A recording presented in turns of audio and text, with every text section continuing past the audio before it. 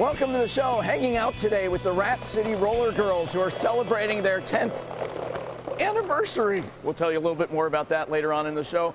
You know, thanks to ultra hip parents and rockers who refuse to go quietly into middle age, Seattle has become ground zero for a whole wave of cool kid rock. St. Brian has that story. Hey Jim, you know what's cool is even parents can dig the fun pop sounds of Seattle kid rock bands like Casper Baby Pants, Recess Monkey, and my kids' current faves, the Not-Its. Roll over, Raffi, and tell Barney the news. Today's short set is all about rocking out. And Seattle veterans of the 90s indie scene are back on stage, delivering punky pop tunes, only with less teen angst and a lot more silliness. We write the kind of music we would like to hear. Exactly. Sarah Shannon sang in the sub pop band Velocity Girl. Michael Welke was the drummer in Harvey Danger. Now, with their other musician friends, they're the Not-Its and having more fun than ever. Tomorrow we're playing 3 concerts. And we're also probably going to have dinner together tonight. It's kind of odd how much we enjoy hanging out with each other. Something major happened to a lot of 90s musicians in the last decade or so. Children. The 5 members of the Not-Its have 8 kids between them. We're thinking, well, wouldn't it be cool if there was some rock music for kids? Why don't we do that? The Not-Its are not the only ones who got the idea. Are you ready to rock? Recess Monkey, a band made up of Seattle elementary school teachers, have been praised in both People and Time magazines. Love me like no other. And as Casper Baby Pants, former presidents of the United States frontman Chris Ballou is also churning out kid-friendly tunes. This is the first time where I've just felt like this is a bottomless pit of inspiration. I can't stop writing songs. After shelving their musical dreams when their kids were born, these 90s indie idols got grown-up jobs.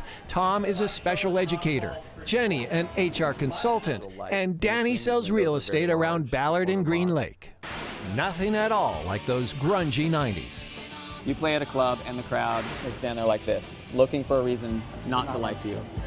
Kids, we tell to jump, they say how high. Seattle's hottest new bands, somehow achieving the near impossible, making music for kids. Cool.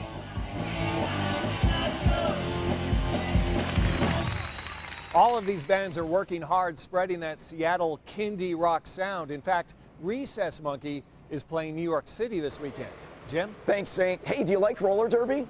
I love roller derby. Well, the best roller derby league in the country is celebrating its 10th anniversary. There's a special event going on this weekend I'm going to tell you about in a second. But right now, in honor of their 10th anniversary, the Rat City Roller Girls tell us 10 things you never knew.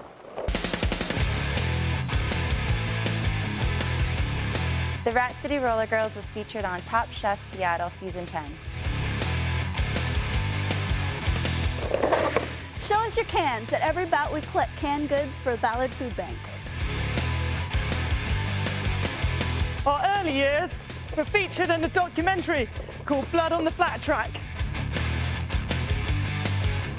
After the Supersonics left, the Key Arena didn't realize how popular we would be and ran out of beer at our first bout. Roller derby is a real sport. We average 4 days a week of practice plus time in the gym. For our 10th season, all 10-year-olds get in free. We average about 5,000 spectators per bout. The Rat City Roller Girls have skated on the Viaduct and the Space Needle. We mentor a youth league called the Seattle Derby Rats. During the second bout, we always throw Tim's Cascade chips to the audience. All right, the Rat City Roller Girls Season 10 season openers this Saturday. 5:30 is the opening ceremony out there at Key Arena. It's fun for the whole family, so come on down. You know, people forge very strong ties with their pets. Now imagine if your pet was one of the only things that you had. That's the case for a lot of homeless and low-income people in Seattle. And there's a place that for 25 years has worked very hard to keep them healthy, happy, and safe. Here's Kim Holcomb with that story. On a late Saturday afternoon, the corner of 2nd and South Main Street is standing room only. Pets and their Sit, girl. Drawn here by a small sign for the Doney Memorial Clinic. Where are you? Oh, kitty. It's a makeshift clinic set up in a basement twice a month. The ears are looking good. Where veterinarians treat patients for free. I'm going to give you something that will get rid of those. Clients are extremely low income, living on less than $750 a month. They don't own homes or cars. The one thing they do have is unconditional love. So they wait. Hey, baby. Hey, my girl. Levon Suds and his dog arrived 6 hours before the clinic opened. But it's worth it, you know, I mean, you know, you do what you have to do. You know, it's like anything else, you do what you have to do. He tells us he's fighting cancer. Chrissy reminds him he's not alone. You know, by me living by myself, and I'm living with this sickness, you know, she sparks my day. Look at that face. One of a kind.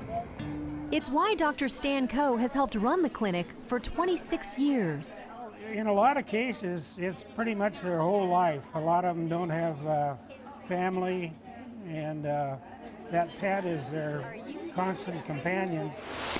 While vets see the patients, others hand out donated food. It's a critical need because people will put their pets before themselves. They'll feed their pets before they'll feed themselves. Let's go with the first FERCP. Animals get basic veterinary care, vaccinations, flea treatments, nail clippings. They see dozens of pets in just 2 hours, reliance on longtime volunteers like Don Rolfe, who never misses a Saturday, and Dr. Muriel Slattum. And you put it on the food, and you do that 1 time per day. She drives 5.5 hours from Pullman to work for free. I just feel like once you get to that place where everything is wonderful, you should give back. On this day, Wendy's dog checks out fine, Rose's cat gets a new prescription, and Levon's sweetheart gets booster shots that will prolong her life. Hopefully his, too. Without the dog there, I don't have anybody else, so she's just like family. Sometimes man's best friend is also his only friend. As long as this clinic exists, it's the one thing they'll never have to go without. See you guys. You know, I got to do my part, she do her part, and we all right.